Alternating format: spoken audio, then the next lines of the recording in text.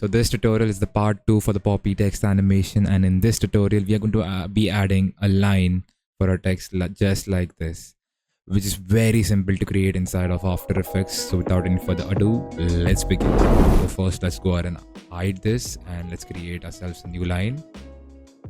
Okay, I'll just show this text for now. So I want my line to start from here, and let's just hold and just create ourselves a line.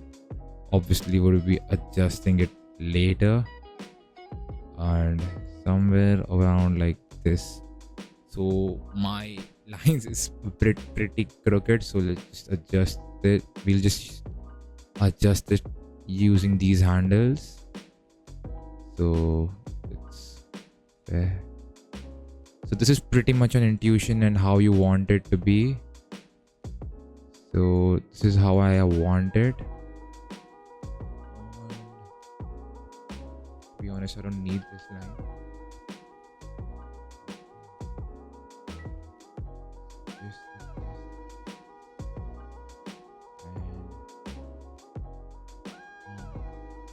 Now, one thing I want to do here is I'll just fast forward this so you can.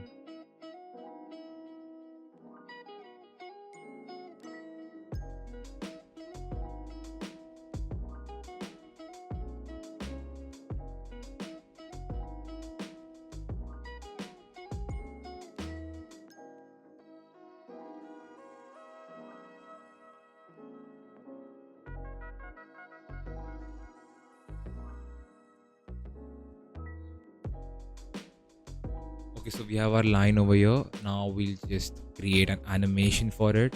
Let's get our text up. So I want this to start when our text pops out. So about over here. So let's go ahead over here and press on trim paths. Now open this and set a keyframe on end, and let's end this around where here. So make this of 0. So this goes like, okay. Oh, I did it reverse. So let's go ahead and press on time reverse keyframe. So it's like this. Now I wanted the edges to be like curved. So what we can do here is go here, go to shape, go to stroke, and make butter caps to round caps. So now we have them as like circles. Now what I want is like this comes out like a single line. I want it to be like a stroke or a bubbly animation. So we go to taper. Okay, no wait. First we'll just add ourselves a start animation. Just press U and then press U again. No wait. Go here, go to content, trim paths. Yeah. Now I want it like start over here and it should end with our text. So 100%. So it's something like this. Now I want the ends to be smaller and the front to be bigger. So what we can do here is go to shape, path, stroke, and taper, and get start length to around 58, and get start ease to around 3%. Now we have an animation like this. Now what we can do here is get the end length. We can do here is get the end width.